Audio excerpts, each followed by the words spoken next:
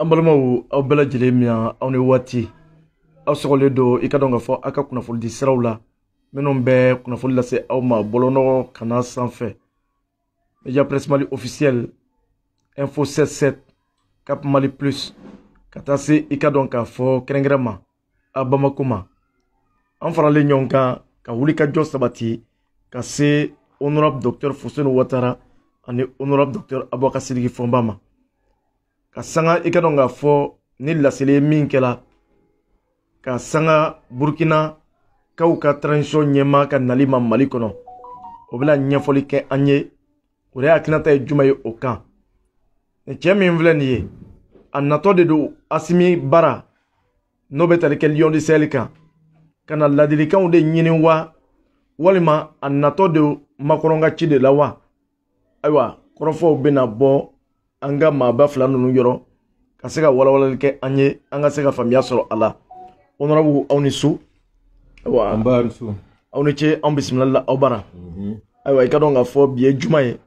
n'o bɛnna septembre kalo tile 2 ma san 2022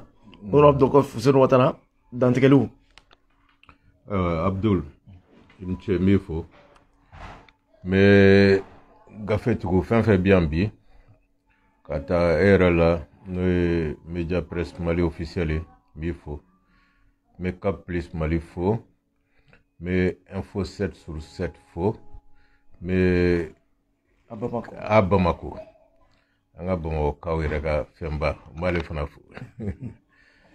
donc I y'a fɔ cogo min na ni ye fɛn ye an kun ma an sigi bi n ka bɛna bɔ ka kuma nin kan mais an ye kibaruya mun mɛn depuis wuladafɛla la I y'i sigi cogo cogo n'i ko I b'i da ka sɔrɔ I ma bɔ ka kuma nin na sunɔgɔ b'i bila parce que an k'a mɛn k'a fɔ ko lieutenant colonel Daminba ale mun kɛlen don ka I ban ka Burkina denw ka kuma lamɛn ka tugu français ka kuma kɔ ale mun kɛlen don k'i ban ka to Burkina ye mun fɔ ko Mali ye mun ɲɔgɔn kɛ a fana k'o kɛ parce que Burkina denw ko u sɛgɛnna France ko in na k'u tɛ fɛ ka France golomasiri tabaga y'u ka dugu kan parce que dugu yɛrɛma hɔrɔnya ne wali golomasiri tabaga bɛ fɛ a ma dafa dɛ donc an dun bɛ Burkina denw dɔn cogo min na comme Burkina faso yɛrɛ a kɔrɔ ye les hommes intègres donc u bɛ ka bɔ ka kuma fɛ a bannen don n'a ko k'ale bɛna Mali la yan ka na an ka wara fɛ le lion du désert a kan ka dɔn ko k'a fɔ dɔrɔn balimaya ka o bila ɲɛ parce que mɔgɔ tɛ se ka fɛn caman jɛ I balima la n'a nana o sira de fɛ k'a b'a essayer ka ni ɲininkali kɛ yan ou bien ka a yɛrɛ photo ta Asimi kɔrɔ walasa Burkina bɛɛ ka ɲinɛ a ka kow kɔ an ma jɛn n'a ye dɛ a ye ko minnu kɛ n'o o b'a to an dalen t'a la hakili la n dɔgɔkɛ honorable Aboubacar Sidiki Fɔnba a bɛ bɔ k'o ɲɛfɔ bɛɛ ye sisan pour que mɔgɔw k'a dɔn cɛ min nalen mɔgɔ sugu min don ni mɔgɔ sugu même n'i y'i tɛgɛ d'a ma I ka kan k'i farati comme dɔw b'a fɔ cogo min na n'i y'i tɛgɛ d'a ma tila k'i tɛgɛ denkɔni compter ni dɔ ma jɛ parce que an yɛrɛ miiri la a bɛ kana ci de la n'a fana bɛ k'i suɲɛ k'a bɛna ci de kɛ Ivoiriyɛnw ka ko la a bɛ fili la n'a bɛna fɔ k'a bɛna ci de kɛ walasa Mali k'a ka plainte retirer ka France to yen France kana maloya a bɛ fili la wa n'a nana fana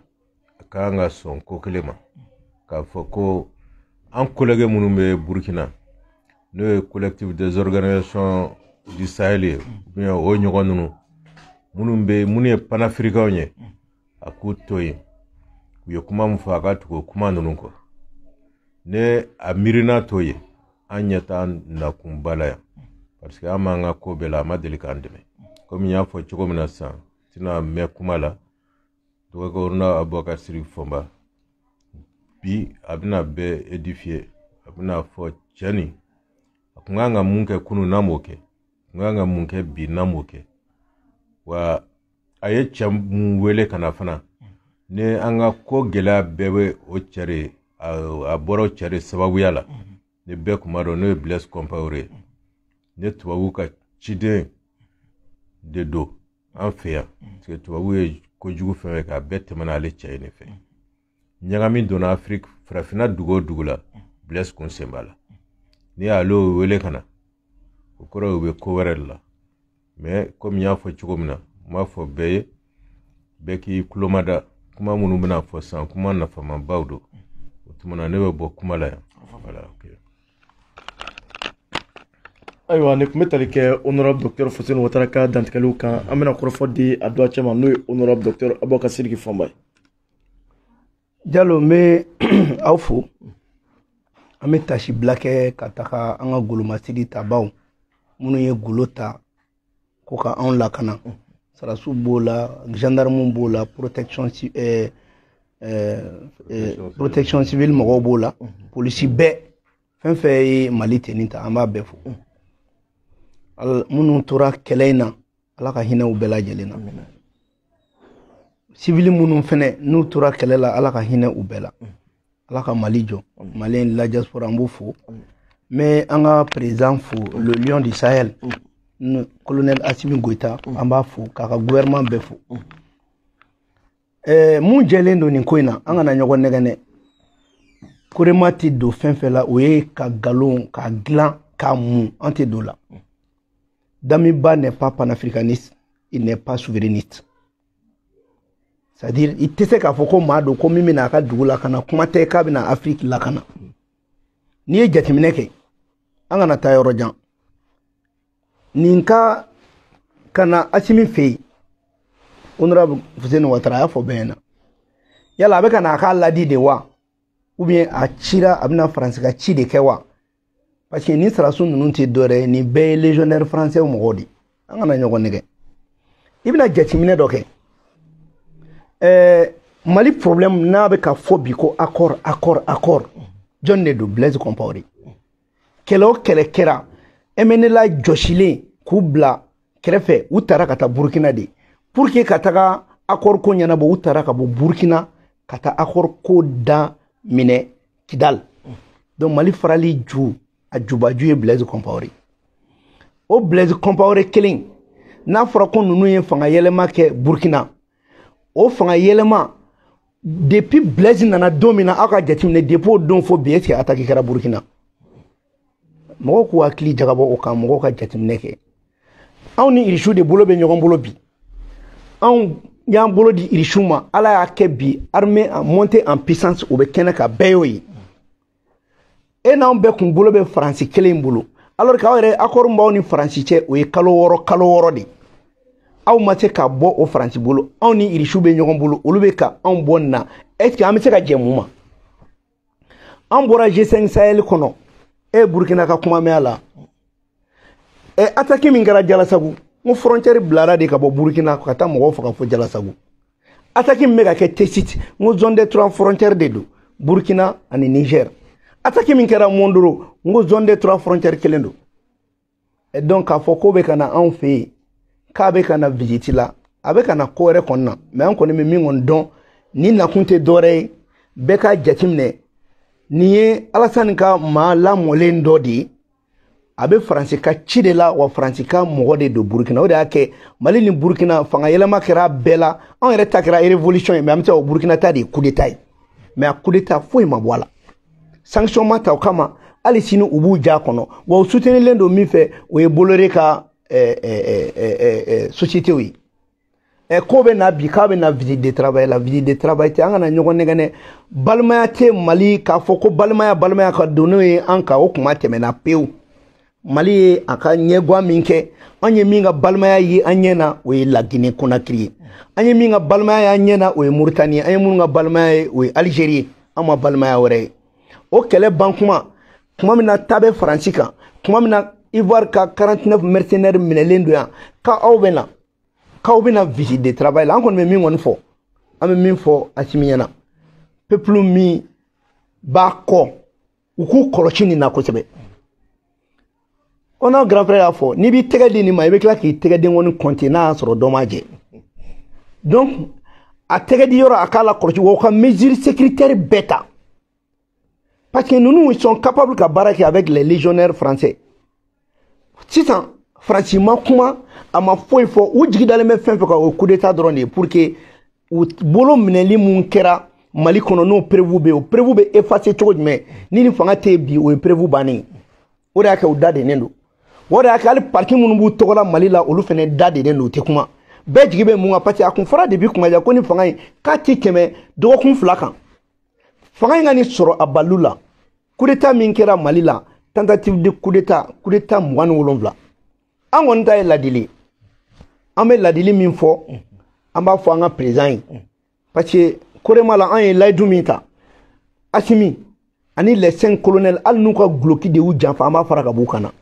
an tɛ kuma fɔ an tɛ mɔgɔ jan ye kuma fɔ mais Mali bɛ yɔrɔ min na bi diɲɛ bɛɛ nisɔndiyalen bɛ ni Mali ye cogo min k'a fɔ ko Assimi de bɛna Mali libérer ka tila ka na farafinna libérer n'a nan'o to bolojugu la c'est dangereux parce que coup d'état fɛn fɛn kɛra farafinna kɔnɔ 100 sarada Faransi de y'a bɛɛ kɛ wa a bɛ ka opération kɛ n'a ka 4e régiment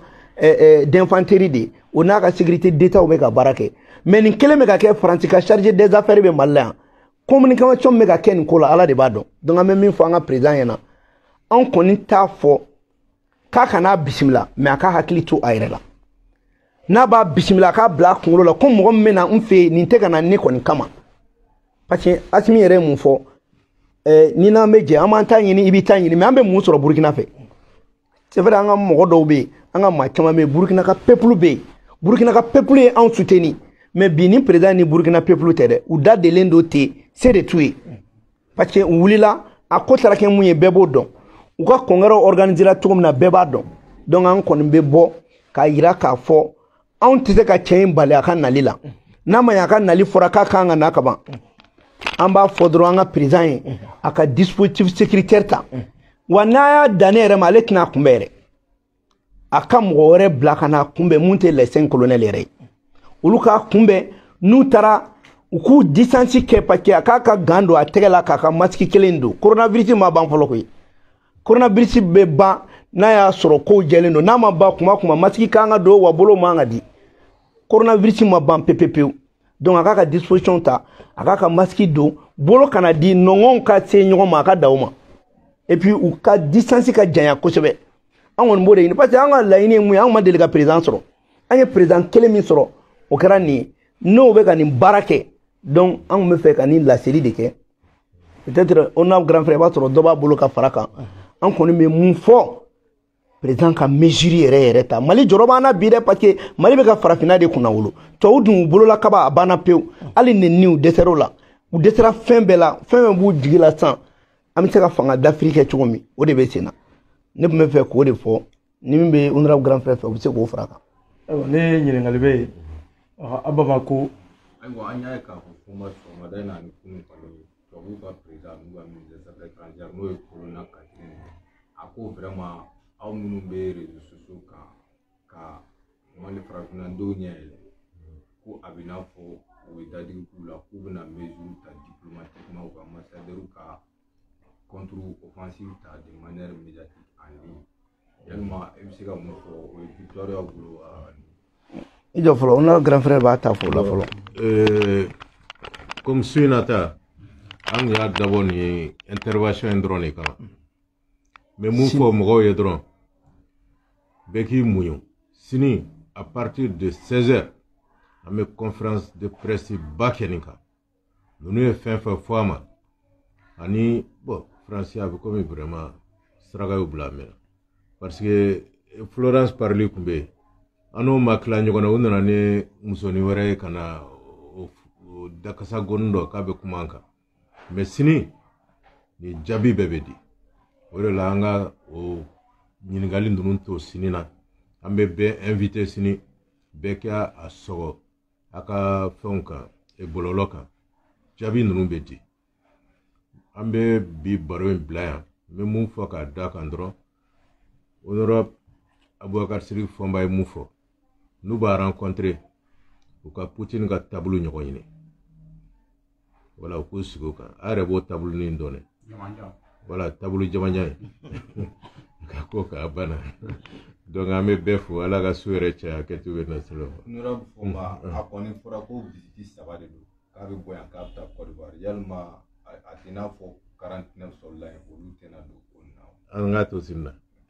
sini bɛɛ ka na ko bɛɛ bɛ da kɛnɛ kan sini voilà merci